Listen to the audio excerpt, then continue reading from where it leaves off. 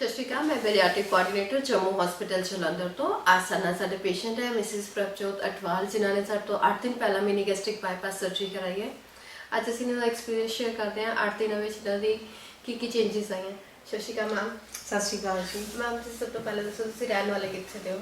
ਮੈਂ Canada Toronto ਅੱਛਾ ਰਹਿੰਦੀ ਹਾਂ। ਹਾਂਜੀ। ਤੁਹਾਡੀ ਕਿੰਨੀ ਏਜ ਹੈਗੀ ਹੈ? 43 ਇਅਰਸ। ਤੁਹਾਡਾ ਪ੍ਰੋਫੈਸ਼ਨ ਕੀ ਹੈਗਾ? Computer operator. ਓਕੇ ਜੀ। ਤੁਸੀਂ ਸਾਡੇ ਤੋਂ 8 ਦਿਨ ਪਹਿਲਾਂ ਮਿਨੀ ਗੈਸਟ੍ਰਿਕ ਬਾਈਪਾਸ ਸਰਜਰੀ ਕਰਾਈ ਹੈ। ਤੁਹਾਨੂੰ ਕੀ ਪ੍ਰੋਬਲਮਸ ਆ ਰਹੀਆਂ ਸੀਗੀਆਂ, ਤੁਸੀਂ ਸਰਜਰੀ ਕਰਾਉਣ ਦਾ ਡਿਸੀਜ਼ਨ ਲਿਆ? ਇੱਕ ਤੇ ਮੇਰਾ ਪਿਛਲੇ 6 ਮੰਥ ਤੋਂ weight ਬਹੁਤ ਜ਼ਿਆਦਾ ਵੱਧ ਰਿਹਾ ਸੀ, ਇੱਕਦਮ ਹੀ ਆਲਮੋਸਟ 10-15 ਪਾਉਂਡ ਗੇਨ ਹੋ ਗਿਆ।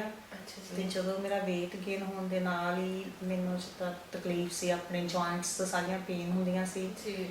ਤੇ ਸਨੋਰਿੰਗ, ਫਿਰ ਜੋ ਸਟੇਅਰ ਚੜ੍ਹਦੀ ਸੀ ਉਹਦੇ ਨਾਲ ਸਾਹ ਬਹੁਤ ਜ਼ਿਆਦਾ ਚੜ੍ਹ ਜਾਂਦਾ ਸੀ।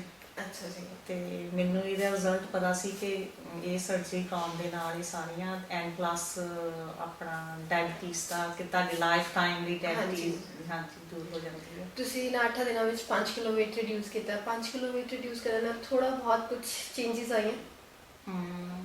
ਮੈਂ ਆਪਣੇ ਆਪ ਨੂੰ ਹੀ ਲਾਈਟ ਜਿਹਾ ਫੀਲ ਕਰਦੀ ਹਾਂ। ਬੜੇ ਸਾਰੇ ਲੋਕੀ ਆਪਰੇਸ਼ਨ ਦੇ ਨਾਂ ਤੋਂ ਡਰਦੇ ਆ। ਤੁਹਾਡਾ ਐਕਸਪੀਰੀਅੰਸ ਕਿੱਦਾਂ ਦਾ ਰਿਹਾ? ਦੇਖੋ ਜੀ, ਮੈਂ ਤਾਂ ਸਾਰਿਆਂ ਨੂੰ ਇਹ ਰეკਮੈਂਡ ਕਰੂੰਗੀ ਕਿ ਜਿਹਨੂੰ ਵੀ ਕਿਸੇ ਨੂੰ weight ਦੀ ਪ੍ਰੋਬਲਮ ਆ ਉਹ ਜ਼ਰੂਰ ਸਰਜਰੀ ਕਰਾਵੇ। ਬੜਾ ਸਿੰਪਲ ਜਿਹਾ ਤੇ ਸਰਜਰੀ ਦਾ ਨਾਂ ਹੀ ਸਰਜਰੀ ਆ, ਗੈਸਟ੍ਰਿਕ ਦਾ ਲਈ ਤਾਂ ਕੁਛ ਵੀ ਨਹੀਂ ਹੈਗਾ। ਤੁਸੀਂ ਇੱਕ ਦਿਨ ਹਸਪੀਟਲ ਆਉਂਦੇ ਆ, ਨੈਕਸਟ ਡੇ ਤੁਸੀਂ ਇੱਕ ਦਿਨ ਇੱਥੇ ਰਹਿੰਦੇ ਆ, ਥਰਡ ਡੇ ਤੁਸੀਂ ਘਰ ਚਲੇ ਜਾਂਦੇ ਆ।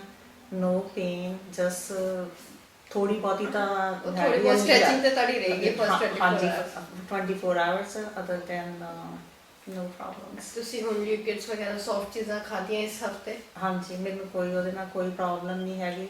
ਚਲੋ ਅੱਜ ਤੋਂ ਅਸੀਂ ਜਿੱਦਾਂ ਤੁਹਾਡੀ ਨੋਰਮਲ ਚਪਾਤੀ ਵਗੈਰਾ ਸ਼ੁਰੂ ਕਰਤੀ ਹੈ। ਤੁਸੀਂ ਜੋ ਵੀ ਖਾਣਾ ਹੈ ਛੋਟੀ ਬਾਈਟ ਚੂ ਕਰਕੇ ਖਾਣੀ ਹੈ। ਹਾਂਜੀ। ਇੱਕ ਤੁਸੀਂ ਆਪਣੀ ਰੈਗੂਲਰ ਡਾਈਟ ਵਿੱਚ रहेगी ਵਿਟਾਮਿਨ, ਕੈਲਸ਼ੀਅਮ ਔਰ ਹਾਈ ਪ੍ਰੋਟੀਨ ਡਾਈਟ ਰੈਗੂਲਰਲੀ ਲੈਣੀ। ਹਾਂਜੀ। ਤੁਹਾਡਾ ਹਸਪੀਟਲ ਦੇ ਨਾਲ ਐਕਸਪੀਰੀਅੰਸ ਕਿੱਦਾਂ ਦਾ ਰਿਹਾ? ਤੇ ਸਟਾਫ ਨਾਲ ਸਰਵਿਸਿਜ਼ ਤੁਸੀਂ ਸੈਟੀਸਫਾਈਡ ਹੋ? ਹਾਂਜੀ, ਬੜਾ ਸਾਰੇ ਜਾਣੇ ਹੈਗੇ ਆ, ਫਰੈਂਡਲੀ ਮਾਹੌਲ ਆ ਇੱਥੇ।